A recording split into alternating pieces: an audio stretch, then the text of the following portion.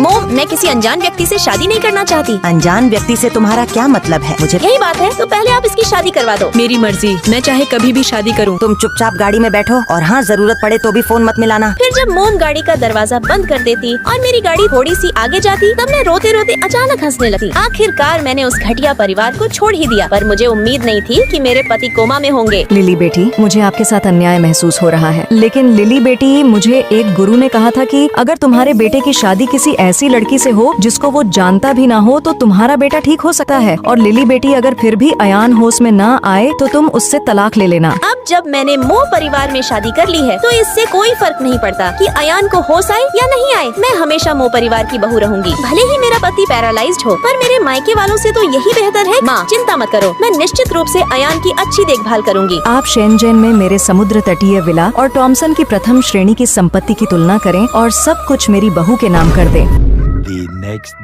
फिर अगले दिन जब मैं मेरी सासू के साथ शॉपिंग करके आ रही होती, तब पतिदेव, मेरे पेट में दर्द हो रहा है। अच्छा हुआ जो मेरे पति कोमा में है, अब मुझे बच्चा पैदा करने की कोई जरूरत नहीं। लिली बेटी, आप भी सचमुच अपना एक बच्चा चाहती होंगी, है ना? क्या? लेकिन अब अयान तो अस्पताल के बिस्तर पर पड़ा है और मुझे भी नहीं पता कि वो कब जागेगा। लिली बेटी, मुझे लगता है कि अब तुम्हें अयान को छोड़ देना चाहिए। मोम, मैं आपको ऐसी बातें कहने की इजाजत नहीं देती हूँ। भले ही अयान मेरे पास ना हो, लेकिन आप तो हैं। लिली बेटी, तुमने ये बात कहकर तो मेरा दिल जीत लिया। अब मैं सोच रही हूँ कि तुम्हें शॉपिंग करवाने से काम नहीं चलेगा। मैं तुम्हारे लिए ये मोल ही खरीद लूंगी। मोम, ये कुछ ज्यादा ही हो जाएगा। जब से मैं आपसे मिली हूँ, तब से आप यहीं लेटे हुए हो। मैं नहीं जानती कि आप पहले किस तरह के व्यक्ति थे, पर मुझे अभी भी नहीं पता कि तुम सुबह जल्दी उठकर ऑफिस में जाते होगे या फिर तुम्हें गिटार बजाने का शौक होगा। खैर छोड़ो, इससे कोई फर्क नहीं पड़ता कि आप पहले किस तरह के व्यक्ति थे। अब तुम मुझे तब और अच्छे लगते हो जब तुम न तो शोर करते हो और न ही शोर शराबा करते हो। धूम्रपान मत करो, ड्रिंक मत पियो, परेशान मत हो। ये बातें कहने की मुझे कोई जरूरत नहीं। लिली बेटी, मैं इन दिनों अयान के प्रति आपकी ईमानदारी को महसूस करती हूँ और ये हमारे मोह परिवार की विरासत है। अब मैं इसे तुम्हें सौंपती हूँ। अरे मॉम, ये बहुत महंगा है, मैं इसे कैसे ले सकती हूँ? अरे लिली बेटी, अगर तुम एक शादीशुदा औरत हो तो तुम्हें इन्हें पहनने की जरूरत है। इसी से तो पता चलेगा कि तुम अयान की पत्नी हो। फिर तो मैं इन्हें जरूर पहनूंगी, पर मुझे इन्हें पहनकर हथकड़ी जैसा लगेगा। ये मुझे दो लिली, तुम तो यहाँ मौज कर रही हो। तुम्हें तो हम दोनों की कोई परवाह ही नहीं है। घर से जाने के बाद फोन दी नहीं करती। अरे लगता है कल स्टेटस लगाने के बाद मैं इनको ब्लॉक करना भूल गई। लिली, अब जल्दी करो और हमें अपनी कार की चाबी और अपने बैंक का कार्ड और उसका पासवर्ड बताओ। क्या तुम दोनों का अभी भी पैसों से मन नहीं भरा? जब तुमने मेरी शादी करवाई थी, तब मेरी सासू जी ने तुमको 5 लाख रुपए दिए थे। ये मत भूलो कि जब तुम बच्ची थी, तब से लेकर अब तक हमारे परिवार ने तुम्हारे पालन पोषण में कितना खर्च किया है। अपनी बेटी के पुराने कपड़े पहनाकर, घर का सारा काम करवाकर, 2 वक्त की रोटी खिलाकर पालन पोषण की बात करते हैं। शर्म तो बिल्कुल भी नहीं आती। मेरे सामने ऐसी बात करती हो? फिर जब वो मुझे थप्पड़ मारती, तब अयान उसका हाथ पकड़ लेता।